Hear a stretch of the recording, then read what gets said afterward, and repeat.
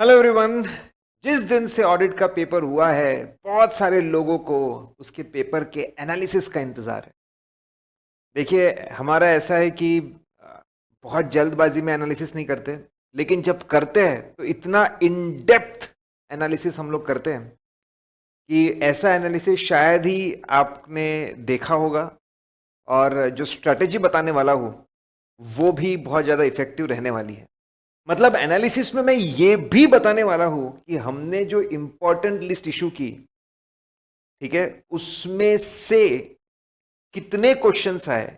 ये शायद मैं आपको बोलता हूं कि आप मुझे बताइएगा ऐसा और कौन करता है कि जो इंपॉर्टेंट क्वेश्चंस की लिस्ट इशू की उसमें से कितने क्वेश्चंस आए, ये भी मैं आप लोगों को बताने वाला हूं, ताकि आप हमारे जो हमने इंपॉर्टेंट इशू किए हैं उसका कैसे क्या यूज कर सकते हैं, कैसे यूज कर सकते हैं, अपनी स्ट्रेटेजी में उसको कैसे इंक्लूड कर सकते हैं, ये भी मैं आपको इसमें बताने वाला हूं। देखिए, पेपर जब भी आते हैं तो इट्स आप जितने एक्साइटेड उससे डबल ज्यादा मैं एक्साइटेड होता हूं कि इंस्टीट्यूट ने क्या पूछा, कहां से पूछा, कैसे पूछा, ये सब देखने के लिए। तो बहुत ज्यादा एक्साइटेड रहता हूं। और पेपर जब आए तो तब मैं कुछ और इम्पोर्टेंट काम में बिजी था, फिर भी मैं ट्रैक कर रहा था। फाइनली मैंने जितने जल्दी हो सके मेरा एनालिसिस बना लिया है, और जो इससे हम सीखने वाले हैं वो सही में जबरदस्त चीज सीखने वाले हैं। पहले तो ओल्ड केयर्स का पेपर, और मैं जितनी भी बात कर रहा हूं यहां पे डिस्क्रिप्टिव पोर्शन की बात कर रहा हूं। आप लोग कमेंट करके जरूर बताएं, कमेंट करके आप लोग जरूर बताएं कि आपका MCQ old course new course का कैसा गया। और अगर आप कुछ एमसीक्यूज कमेंट सेक्शन में डाल सकते हो तो it will be nothing like that, ठीक है। और खास करके बहुत सारे बच्चे, हमारा मैराथन वीडियो है, मतलब हमारे खुद के चैनल पे 75,000 क्रॉस किया है, वी स्मार्ट के चैनल और बाकी सब चैनल है, तो मेरे हिसाब से अराउंड 1,50,000 व्यूज उसके ऊपर आ चुके हैं। और बच्चे बहुत ही उत्सुक है, बच्चे बहुत उत्सुक है ये जानने के लिए कि सर आपने जो इंपॉर्टेंट लिस्ट दी थी उसमें से कितना आया, कितना नहीं, जैन के एग्जाम्स पे हमने क्या करना चाहिए, ठीक है।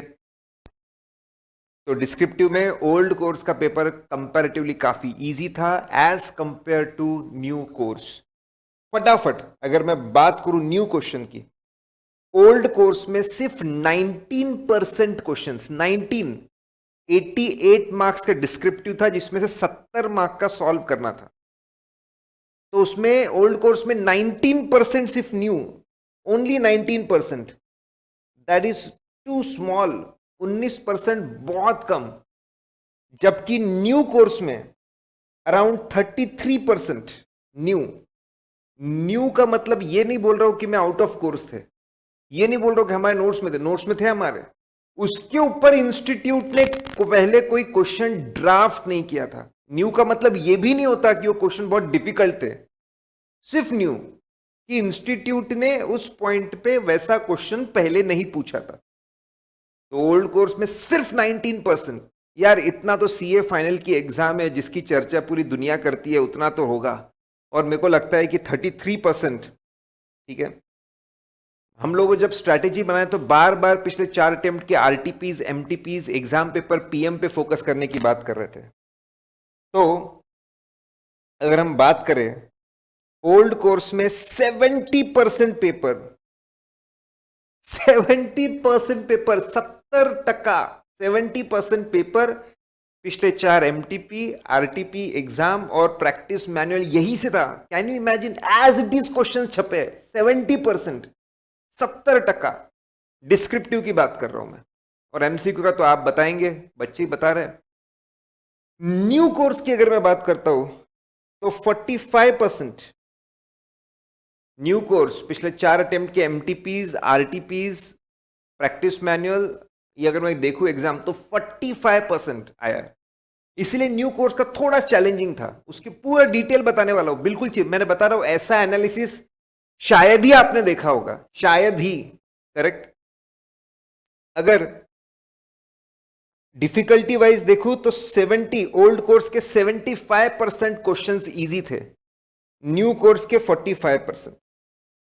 देखिए, ये देखने के बाद मुझे पूरा यकीन है अगला जो अटेम्प्ट होगा ओल्ड कोर्स का सेम लाइंस पे होगा, it will be on same lines, it will be comparatively easy. हाँ, ओल्ड कोर्स में भी 2 क्वेश्चन थे, थोड़े से अजीब थे, लेकिन यार 88 मार्क्स के आपको क्वेश्चंस पूछे जा रहे हैं एक्स्ट्राज मिलाकर, उसमें 8 मार्क के क्वेश्चन अजीबोगरीब है, आलतू फालतू है, तो चलता है ना यार उतना तो old course people are sorted, लेकिन न्यू कोर्स वालों को ओल्ड में जाने का ऑप्शन नहीं है।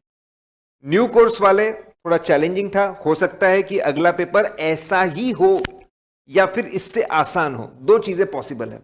दोनों के सुटेबल जो स्ट्रेटेजी वो देखेंगे। अगर हमारी भास्कर बुक रेगुलर और परम क्वेश्चन बैंक अगर किसी ने पूरी की है अगर, तो 88 में से 80 to 85 मार्क्स ओल्ड कोर्स और न्यू कोर्स का हिसाब से 80 to 85 मार्क्स ये पूरे क्वेश्चन आसानी से सॉल्व कर सकते थे, बहुत अच्छे से सॉल्व कर सकते थे अगर किसी ने दोनों किए हैं तो। ठीक है, 4 मार्क के क्वेश्चन तो ऐसे थे ही, 4 मार्क के ऐसे क्वेश्चन थे, मैं भी नहीं सोच रहा था कि उस पर पूछेंगे और उसके ऊपर इंस्टीट्यूट ने क्वेश्चन डाल दिया।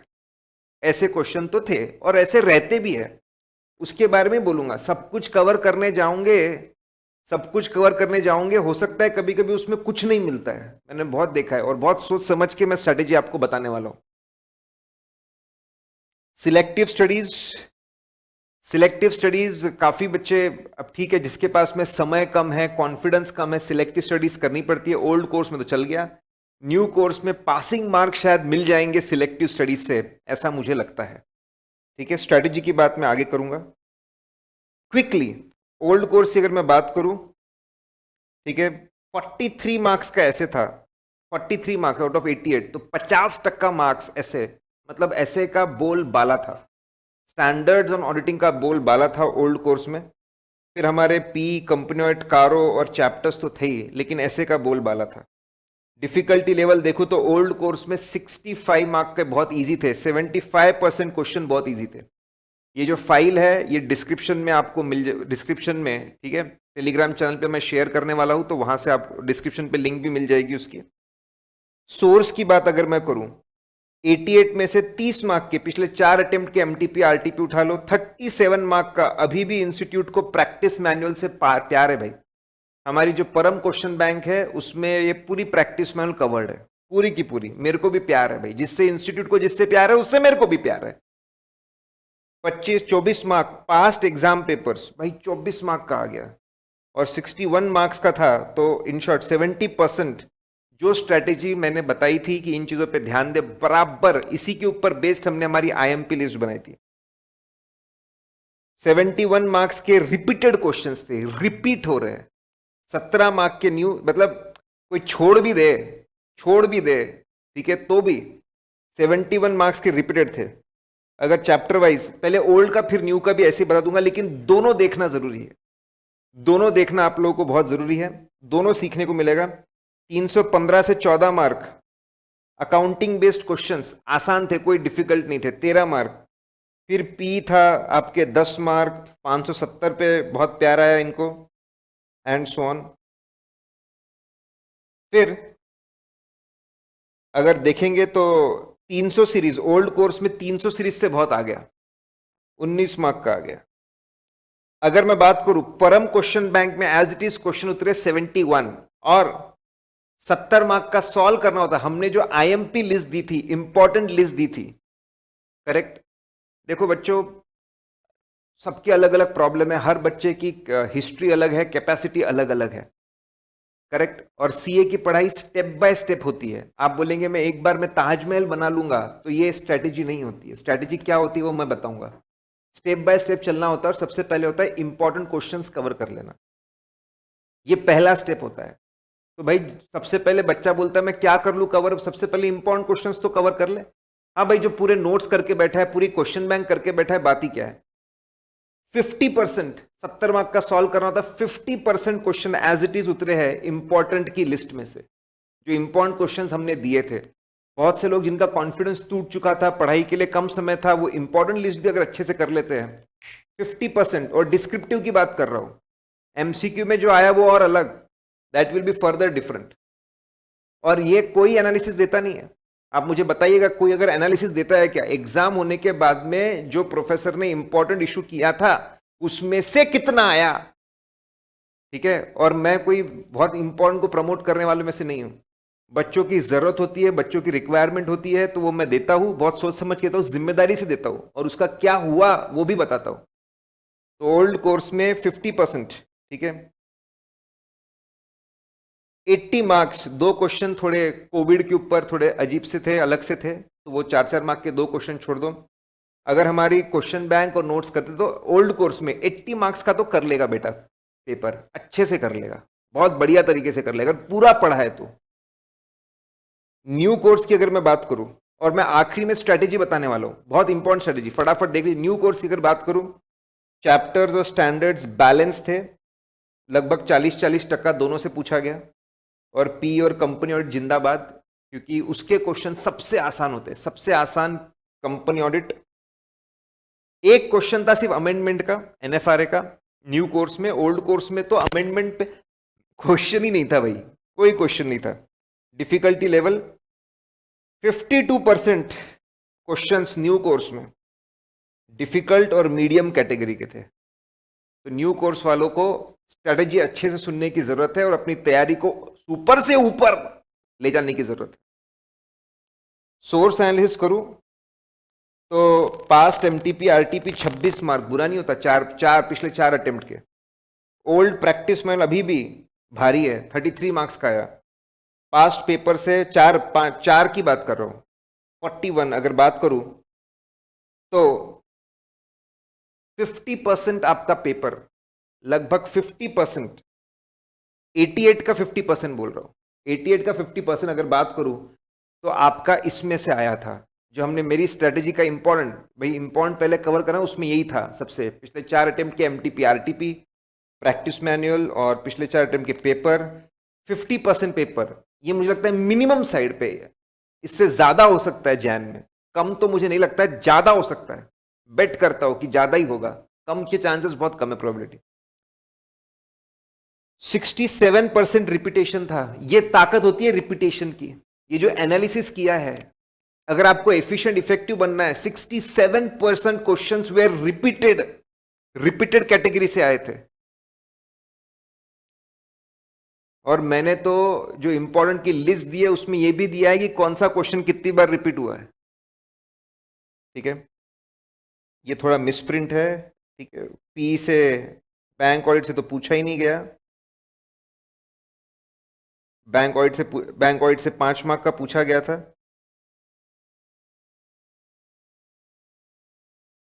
तो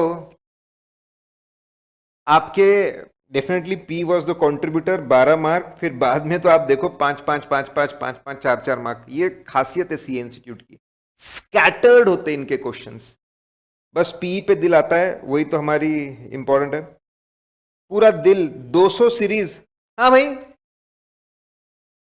200 सीरीज छोड़ के जाओगे क्या? सीए फाइनल के बच्चे कभी कभी, अरे सर 200 सीरीज तो बचपन के स्टैंडर्ड्स है, उसको क्या पढ़ना, 15 मार्क का आ गया है, और 15 मार्क का 500 सीरीज से आया है। 88% सीए ऐसे में जो क्वेश्चंस है वो ये 2 सीरीज से आए हैं। कभी कभी बच्चे स्ट्रेटेजी में, सर 200 सीरीज छोड़ दूं क्या? भाई ऐसा होता है क्या, छोड़ दूं मैं? ऐसा होगा?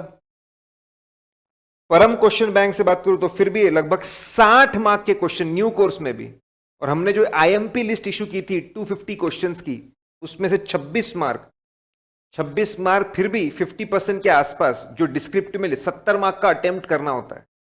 लेकिन सिर्फ इस पे अगर आप निर्भर हो, एमसीक्यू में और आए होंगे, लेकिन सिर्फ इस पे निर्भर हो, करेक्ट, तो अच्छी स्ट्रेटेजी नहीं है। स्ट्रेटेजी बेस्ट क्या है ये मैं आपको बताऊंगा।